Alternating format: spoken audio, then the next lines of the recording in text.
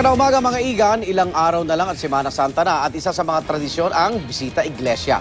Para mas mapadali ang paghanap ng ruta ng inyong bisita iglesia, ilulunsad po ng CBCP ang Cool Catholics app ng Catholic Media Network. Isang click lang sa simbahang malapit sa inyo. Makikita mo na ang ruta na pwedeng tahakin patungo sa iba pang mga katabing simbahan.